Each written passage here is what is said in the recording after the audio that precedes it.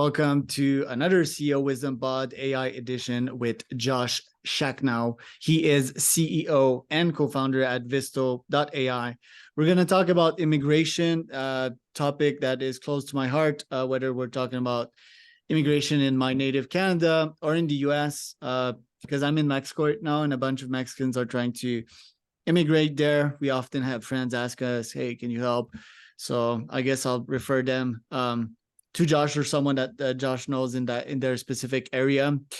And AI, another of my favorite topics. So really happy to have Josh on. Josh has his own newsletter. He is used to verbal and content on podcasts, I guess. So that'll be pretty fun. If you want to start, scale, be invited to a podcast, that would be podpirate.com, which is my own company, my own podcasting agency, to learn from folks like Josh. It's quite amazing to grow your brains. It's quite amazing to grow your network and to grow your networks too.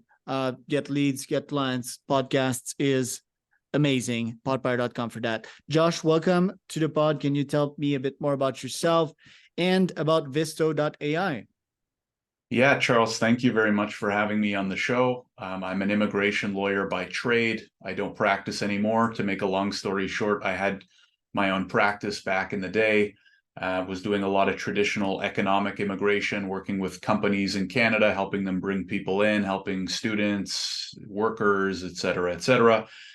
Tried a whole bunch of the software out there because a lot of immigration is still filling out forms and gathering PDFs and submitting them to the government, and really didn't find anything that was all that great at automating the process.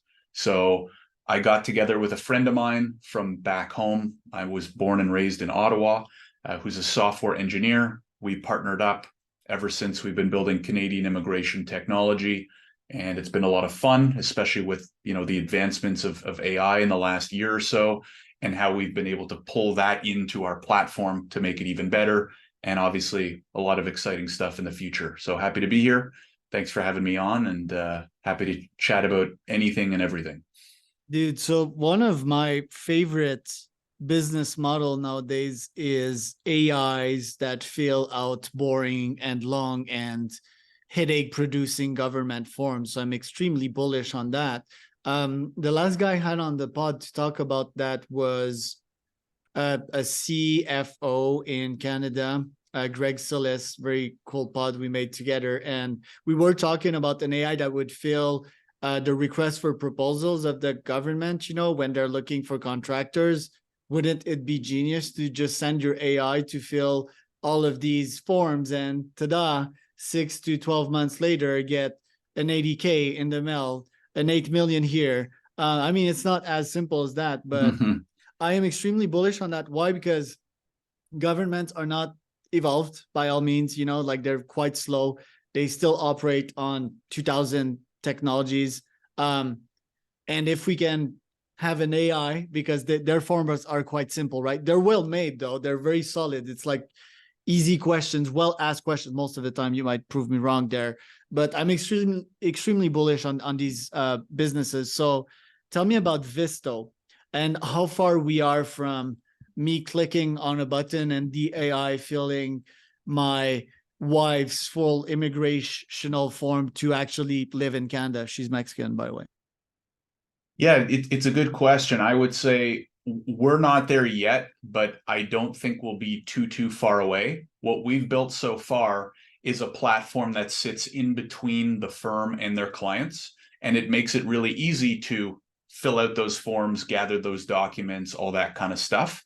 In Canada, one of the big headaches is the government might have, for any, depending on the type of application, multiple forms with overlap between said forms, right? So for example, what we've done on Visto is made one form per family member, per application. The client fills it out once, the immigration professional can review it once, and then click one button, and all the applicable data fills out the applicable forms. It can then be one click sent for e-sign, stuff like that. For right now, mostly what we're using AI for is actually drafting documents, right? So an immigration professional might include a cover letter, for example, or sometimes called a submission letter with their application. And they can click one button in Visto, and the platform will draft a custom cover letter based on the profile of the client and the type of application. Now, in the next, 6 to 12 months, I don't think it's too far-sighted to be able to say, hey, we can improve the AI. The good thing about immigration is, as you mentioned, the forms are not overly difficult and they're pretty objective, right? Obviously, things like name, date of birth, stuff like that, we could rip off of a passport, for example, right?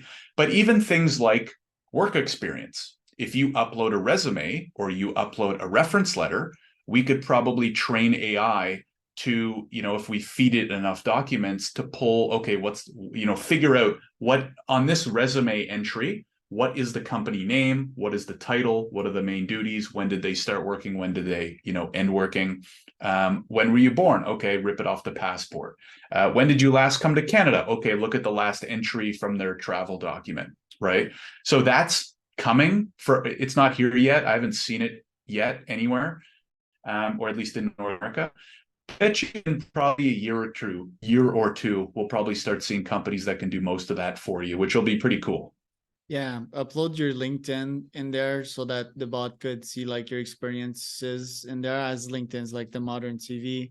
Another very cool, not use case, but like core function quite literally would be that this AI, because the government, it won't tell you why it refused you most of the time, or it will be quite vague. So it would potentially analyze as per why this particular application failed over time.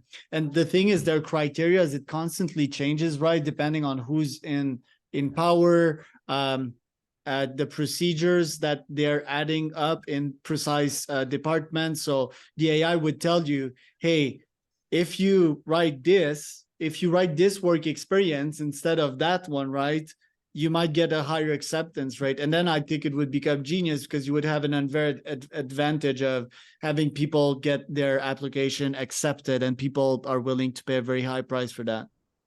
Yeah, I mean, you take it a step further and you actually warn them about that before they submit the first application, right? Because as you said, when you get a refusal from IRCC is Immigration Canada, it is extremely vague. And in most cases, if you want the actual reasoning, you have to apply for what are called GCMS notes, where you get the full notes of the processing agent and why they made their decision. But what we will plan on doing is yes, hey, if it got refused, here's some of the reasons why. But ideally, at the beginning, when you're preparing that first application, the AI can look at all the data and flag certain things, right? Hey, you have an education gap between these years, make sure to explain it. Or, hey, you haven't shown enough proof of funds. Your documentation's a little bit weak in this part, so you should, strengthen it, right? So I think you're spot on. There's huge opportunities. For right now, I like to think of us as kind of in phase one, which is automating the boring stuff, right? The copy pasting, merging and compressing, generating basic documents, filling out forms. And soon, in the 6 to 10 month mark, once we cover all those bases, and we're saving firms a lot of time to do those, more manual tasks, we'll be able to improve the AI and actually start doing almost like legal work, right? Like evaluating cases and information and documents and providing suggestions to the firms and their respective clients. Right. Yeah, there's a lot to be developed there. I think, another very cool AI startup business that could be deployed almost ASAP would be with another podcast that I had this morning, which is the guy that registered my business in Hong Kong. Nowadays, with the current landscape, business owners can choose to register their business anywhere that's more advantageous in the world, aka the less costly in this capitalist world. I mean, it's quite obvious, right? Like, we want to pay the less tax possible. And I would certainly picture a bot that would go out there and, regarding all your conditions, it would register your company at the best place in the world. I think that could be another epic AI company that would fill out forms again with the governments quite easily. I want to talk about immigration for a moment with you. in the US, we've seen that the Trump administration was extremely bearish on immigration. It was very sad. Not sure about Biden, but Canada, I mean, Justin, he's doing an incredible job, I think, on that level and making sure that Canada is still very accommodating. I mean, and he's out. It's not even an emotional stuff to me. A capitalist, an entrepreneur. It's just like he knows his shit and he's intelligent. And he has his brain cells, right? Because if you get immigrants, you get more cash in most of the time. You get more entrepreneurs, you get more job. And I think that's quite amazing. I've talked with various entrepreneurs also on this podcast that are refugees in Canada from Iran, from Ukraine. And that's just amazing. You know, it's like, hey, smart folks, you have a crappy country, come in a country that makes sense. What better than that? You know, it's that competitive. When you have a country, it is your duty to try to keep your people in and serve them right. And if you're corrupted, if you don't have your shit together, then yeah, you're gonna lose these people, and that is pretty bad for you. Anyway, my point is Canada has been doing a hell of a job, in my opinion, with immigration. Do you share that view? And is there like any other model in the world to follow in terms of immigration? Yeah, I think Canada for really its entire history has always been very pro-immigration, right? A couple important factors I would note is like number one, countries like ours, we need more young people, right? We need skilled workers because our population, specifically in Canada, we're seeing this in other countries as well, is aging, right? The boomers are all getting old. They're going to retire, or they already are retired. We're going to need more people to work, and we're also going to need more people to pay taxes to cover the health care of all these old people, right? No offense to old people. I like old people, but it's just the reality, right? If you look at the statistics of our population and how it's aging, we need more young, skilled workers, right? Period. End of story. I think up until around like 2021, they were doing a phenomenal job. It was like a 5-10 year glory day period where they were coming out with these new innovative programs and had built a really good system, and their quotas were increasing and things were getting really good. I think COVID set back IRCC a little bit, in my opinion, in terms of number one, it threw them all back into their homes, and they had, understandably, the government had no plan for something like COVID happening, right? So it caused a huge backlog. I'm sure you might have seen it in the news, you know, multiple millions of applications in the backlog, threw them for a big loop, caused a lot of difficulties for individuals and companies and people trying to navigate the process. I think the big problem we're seeing right now is related to immigration, is the Canadian infrastructure and whether it can support it. We all know that we need the people, and we actually have a pretty good system in place to bring them here. The problem is, and this relates to why so many people like you are going to work in Mexico or wherever, is if you want to live in Toronto, in Vancouver, in Ottawa, like the cost of real estate and cost of living is starting to get a little bit out of hand, right? And as we bring in more people and people get older and our healthcare system's already at its kind of peak, what are we going to do, right? Last year we brought in over 2 million people, right? So that's like more than 1% of like historic numbers of newcomers, right? So does Canada as a country have the infrastructure to support it? I don't know. We're going to find out the hard way over the next few years, because I don't think we can afford to turn immigration off. But I think, and there's a big discussion going around right now on, and the government has floated this more so in the headlines, I don't know what they'll actually do about it, of capping international students, because the numbers have just become astronomical, and not enough of them are being able to settle and become permanent residents and stay in Canada. And housing costs are getting out of hand, and we can't build houses fast enough. So anyways, it's very timely for a conversation like this. I think it'll be a very interesting 3 to 5 years for Canadian immigration. Getting to build technology and be at the intersection of AI and immigration is pretty fun. It'll be interesting to see what the government does, especially with, you know, elections and stuff coming up soon, what they all decide to do. What do you think about the immigration policy of the US? I mean, the American dream is still living somehow. I'm not sure how it survived the past decades, but it did. And people are still coming to the US in the hopes that, yeah, they'll make it.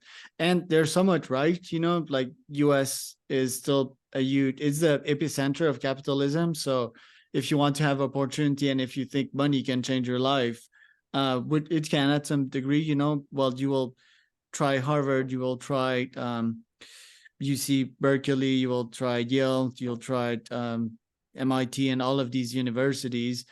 My thoughts on the thing, though, is that people don't need to travel nowadays to be financially successful. They can stay.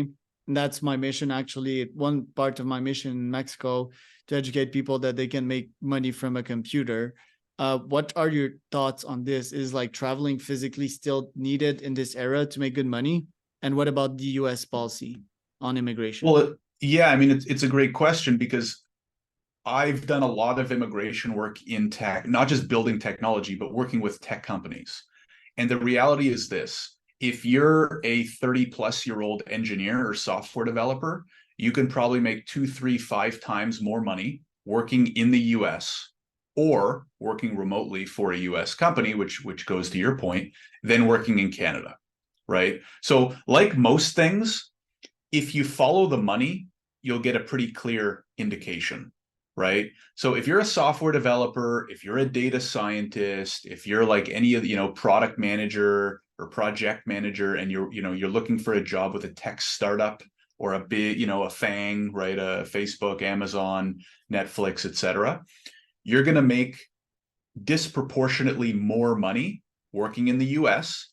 And depending on what cities, you might also have a lower cost of living, right? Because look at the price of a home in Toronto versus, I mean, obviously not like New York and maybe LA, but look at some of the other, I don't know, Chicago and like Philly and like those kind of like maybe more mid-market, Miami, those types of cities. If you look at graphs, you will see that Canada compared to the US, the salaries raise maybe about the same proportion, but the cost of real estate in Canada has risen disproportionately a lot compared to the US. So number one, salaries. Number two, real estate. Number three, if we talk about immigration, the policies are definitely pretty different. I would say the big difference is, on average, Canada is friendlier, which means it's easier to settle here, right? So for example, we've had a lot of clients that, for example, if you're trying to get an H-1B or a green card, I should say, in the US, which is like the US version of permanent residence, it's partially based on citizenship. But like if you're an Indian national trying to get a green card in the US, it could take you 10 to 15 years, right? Whereas in Canada, our policies are a little bit more streamlined and a little bit built around, hey, if you come here and you fit into what we need, you can get permanent residence in like a year or two, right? Depending on your profile. If you get let go in Canada, you can stay for the length of your work permit, as an example, to find a new employer. If you get let off in the US, depending on what, if you're on one of those temporary work visas, you have 60 days to leave the country, right? So there's clearly like written in the policies and the strategies and the plans and stuff like that, a different outlook. I think that maybe we'll see some improvements over the next few years in the US, because you mentioned this earlier about where should people incorporate, but now countries are thinking about, how do we attract the best talent, right? It's getting more competitive than ever. Multiple countries are facing work shortages. And if you have a guy like Charles who's talented and he's going to start a business and he's going to generate taxes and maybe hire people, he can only move to like one place. So like if you can't attract him, he's going to go somewhere else, right? Where it's easier to settle and fewer taxes and more entrepreneurial friendly or whatever, right? So I think more and more countries are going to get a little bit smarter and intentional with their immigration programs. How fast they move really depends on the government and the parties. The US obviously has historically had troubles making improvements in immigration for a variety of reasons, but yeah, I mean, that's a can of worms that we could have a whole episode on right there, right? So We talked about your ICP pre-podcast, ideal customer persona. How do you get in touch with them? Like, what's your GTM go-to-market strategy nowadays? How do you generate new clients? Yeah, it's mostly through either cold outbound or content marketing, right? So cold outbound being the good thing about being very niche like us, we help Canadian immigration firms, right? And there's only so many of them, but they're all regulated. And so there's a directory of all the regulated professionals on the regulator's website, right? With contact information. So it makes cold email, cold calling pretty easy. We don't shy away from cold calling. I think it's great, especially when you have a full list with all their phone numbers, right? Tough to beat, tough to scale, but tough to beat. And then social media, right? Doing stuff like this. I told you before the show, I was on a webinar this morning. I post on LinkedIn 5 times a week. I'm just getting my Twitter up and running. I have a Substack where I cover a wide variety of stuff. Obviously, immigration, try to be a bit of a thought leader and sharing my opinions on updates and where things are going and, whether they're good ideas or not. And also just sharing my journey, right? What it's like being, a young entrepreneur in Canada who's trying to build legal tech. And a lot of people appreciate that, right? Whether they even want the product or not, sometimes doesn't matter, right? You can build cool relationships with people who just want to follow your journey, and you never know what could happen down the road. You're also quite present on TikTok and you do a bunch of Insta video. I guess these are quite helpful for folks that want to immigrate themselves more than the actual immigration firms, right? Yeah, so we've pivoted multiple times through Visto over the years. Luckily, we've kind of found our niche and kind of found what works. But at a point in time, a couple of years ago, we were more B2C. We were selling direct to consumer, and we can talk about why we pivoted away. But selling B2C tech, especially in legal, we found very difficult, expensive, tough to scale, et cetera, et cetera. But yeah, my TikTok got pretty big because I just started sharing ideas and guides on how to do different things related to Canadian immigration. And probably the best thing I did by accident was I would post a video and then somebody would comment with a question, and then I would just post another video answering that question, right? And so that's like a pretty easy and effective way, I think, to get content ideas and get your name out there. But a surprising amount of immigration professionals follow as well, because number one, I share news and updates. And I think more importantly, I'm pretty opinionated when I post, right? So I think too many people, and maybe you agree or don't, Charles, be interested to hear your opinion. A lot of people, especially in my industry, they just share news. They just share facts.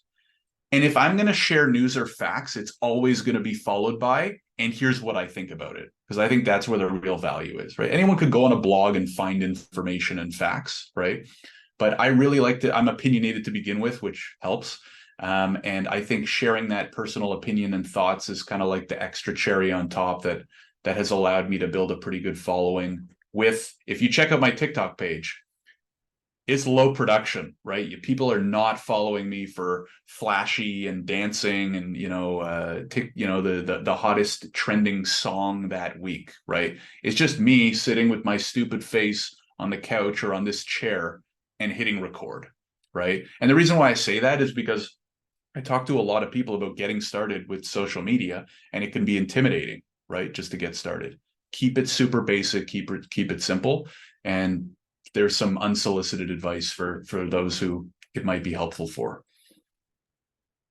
If you've checked my content, I mean, 1% of it is sharing news. Like the last news I share was NVIDIA's conference, which I thought everyone should listen to if people are not like in touch with AI. And I knew that like not a lot of people would listen to that one, right? Maybe people have listened to the Apple conference, I believe was yesterday, but NVIDIA still under the radar. I rarely share stuff yeah, I mean, I share stuff that's impactful and I feel that people don't have a clue. So it's always my opinion, and I'm very opinionated. I am on the complete left on this side, way too opinionated, so much so that I'm losing business. And I don't care, why? Because it scales. honesty skills. That's me. I'm learning. Also, I'm getting feedback. I'm not getting enough on LinkedIn. LinkedIn is like kind of professional and cringe. I treat it more like a Twitter. By the way, I saw your post saying, should I post on X? Don't listen to people. You should post on X. Don't listen to these LinkedIn people. They don't have a clue. X is gonna, under Elon, is doing well. It's gonna do even better. And yeah, I'm very bullish on X. I mean, doesn't mean that it will give you the greatest growth, but they're working on the ad platform. You can get paid a lot on Twitter also from your content. They added that function, which is cool. You don't have that on LinkedIn. The only big player in that area was YouTube, and a bunch of folks have tried and failed at that, like Medium and so forth. Yeah, I'm very opinionated. Thank you, Josh, for showing up today. Where can people find out more about you online? Yeah, a couple places. I mean, if you are an Canadian immigration professional and you're interested in AI and software to help improve your practice, definitely check out our startup at Visto.ai, Visto.ai, or maybe we can include links in the description. I'm probably most active on LinkedIn. So if you just search my name, there's only, I think, one of me on LinkedIn with that first name, last name combo. Definitely give me a follow there. And I do have a weekly Substack where I share just stories and takeaways from my week as an entrepreneur.